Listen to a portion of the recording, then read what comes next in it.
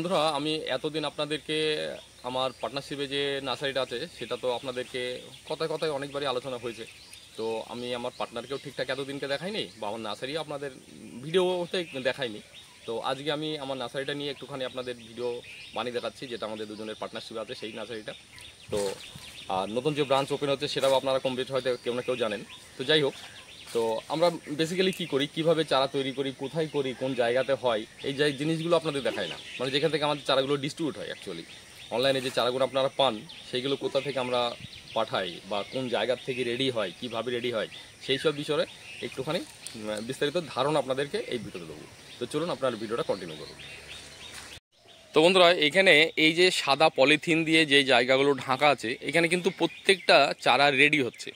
চারা রেডি করার জন্য এই পলিথিন দিয়ে ঢেকে রাখতে হয়।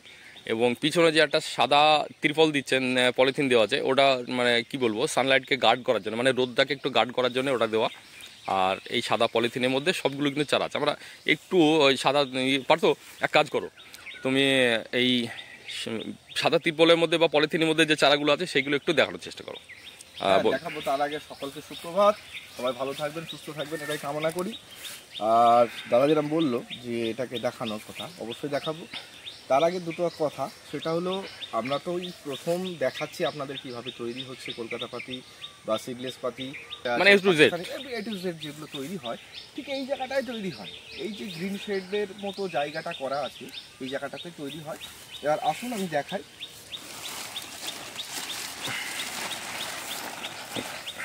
দেখলেই বুঝতে পারবেন কীভাবে তৈরি হচ্ছে। এক একটা বেডে 2500 করে চারা মিনিমাম আছে, বোঝা গেল? 2500 করে চারা মিনিমাম আছে। এবার গাছের গ্রোথ হেলথ দেখুন, এগুলো প্রত্যেকটা গুটি কলমের চারা, বুঝতে পেরেছেন? গুটি কলমের চারা।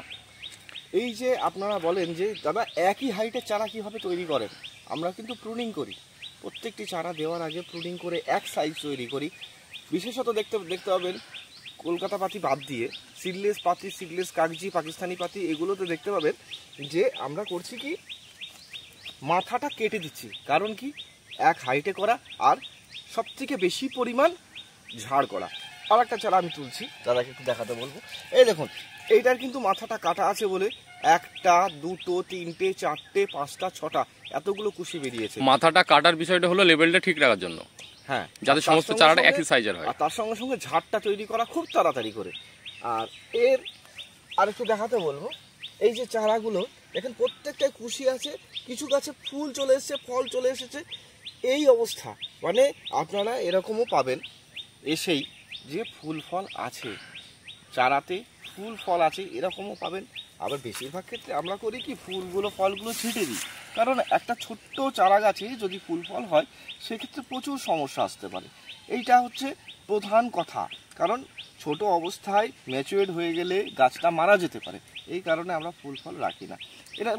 আচ্ছা পার্থ, বলো যে এই চারাটা আমরা কবে মানে মানে হিটে দেবো, মানে রোদে দেবো, তারপরে চারাটা একদম বিক্রি উপযুক্ত হবে? এগুলো ডিটেইলস একটু আলোচনা করো। এই যেমন ধরুন আমাদের অন্তত 80 দিন থেকে 90 দিন এর ভিতরে রাখি আমরা।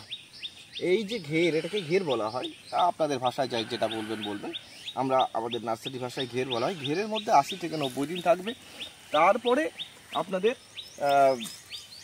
ছায়ায় থাকবে, মানে ঘেরটা ওই প্লাস্টিকটা তুলে দেওয়ার পরে 10 থেকে 12 দিন ছায়া জায়গায় থাকবে। তারপরে রোদে বের হবে। মোটামুটি 100 থেকে 110 দিনের আগে আমরা চারা প্রোডাকশান করি না। কারণ হচ্ছে মুড়ে যাবে, না হলে মুড়তে পারে, কোনো সমস্যা হতে পারে। আমি আরেকটা বেডও খুলছি, দেখতে পাবেন।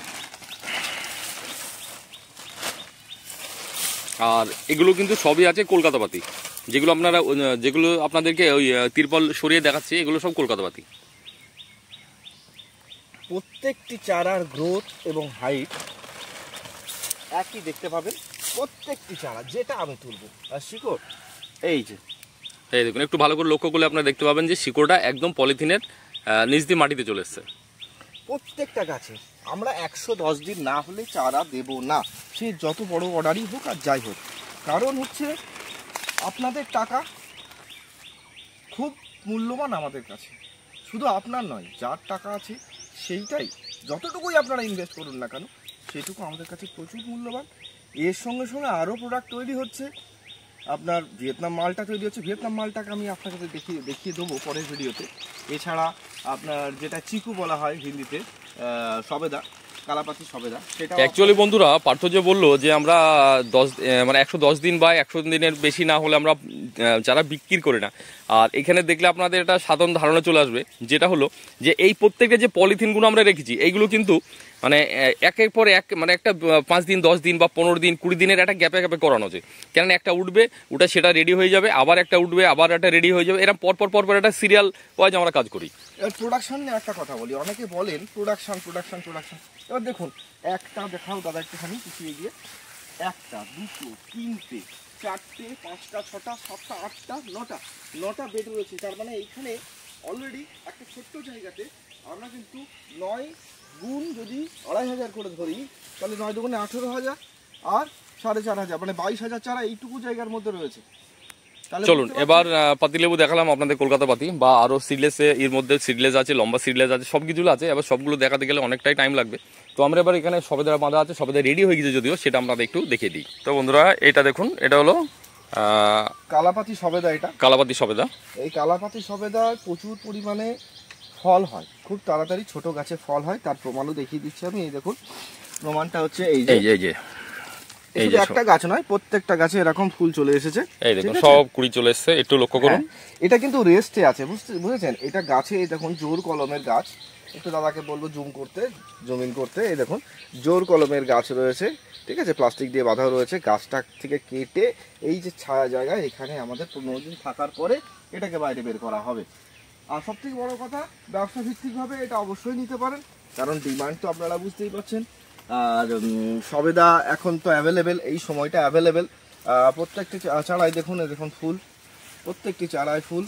হ্যাঁ, দুর্ভাগ্যবশত ফলগুলো কেটে ফেলতে হয়েছে, কারণ ওই গাছ থেকে এইগুলো আলাদা করার পরে ফলগুলো না কেটে ফেললে ফলের ভারে গাছগুলো নষ্ট হয়ে যাবে। তো এটা রেস্টে আছে, আর কিছুদিনের মধ্যে এটাও একদম বিক্রি উপযুক্ত হয়ে যাবে। আমরা বের করে দেবো, রেস্ট না দিয়ে। আর এর আপনাদের হয়তো মনে আরেকটা ধারণা থাকতে পারে যে চারা তো দেখলাম, মাদার কোথায়? তো দেখুন এই যে এরিয়াটা দেখছেন আপনার, এই এরিয়াতে আমাদের সমস্ত মাদারগুলো আছে, কেন ওখানে প্রচুর সানলাইট আছে এই মুহূর্তে। তো এখন যদি আমি ওখানে গিয়ে ভিডিও করি, ভিডিও কোয়ালিটি একদম বাজে হবে। তাই আমরা আলাদাভাবে প্রত্যেকটা মাদার এখানে দেখাচ্ছি না, সেটা সময় মতো আমরা আলাদা একটা ভিডিও করে আপনাদের দেখাবো, যদি আপনাদের ডিমান্ড থাকে দেখার তাহলেই। তো বন্ধুরা মোটামুটি চারার আমরা কোথায় রাখি, কীভাবে চারা তৈরি করি, মোটামুটি একটা ধারণা আপনাদেরকে দিলাম। এতদিনে আমি দেখাইনি, তো দেখানোর সময়েরও প্রচণ্ড অভাব ছিল, যেহেতু কলকাতাপাতি যেমন আপনারা ডিমান্ড করেন, কলকাতাপাতি ভিডিও করতে পারিনি, বাগানে ঢোকার সমস্যা থাকে, সময়ের অভাব থাকে। আর আপনারা জানেন কম বেশি আমি কি করি না করি। তো যাই হোক, তো লাস্ট আপনাদের এই ভিডিওর পরে আমি একটা শর্ট ভিডিও বানাবো, যেটা জলপাইয়ের। তো জলপাইয়ের যে ভিডিওটা আমি শর্ট ভিডিও দেবো, সেটা লিঙ্ক আপনাদের গ্রুপে শেয়ার করব। তো আপনারা অবশ্যই ভিডিওটা দেখবেন, দেখলে আপনাদের ভালো লাগবে। আর সমস্ত বিষয় সব শেষ করার পরে আপনাদের সবাইকে অনেক ধন্যবাদ। আপনারা নিজের ভালো লাগলে আপনারা অপরকে শেয়ার করুন, তারা দেখুক, আর লাইক শেয়ার এবং কমেন্ট করে আমার উৎসাহিত করবেন, এবং চ্যানেল সাবস্ক্রাইব করে আমার সাথে থাকুন। ধন্যবাদ সকলকে।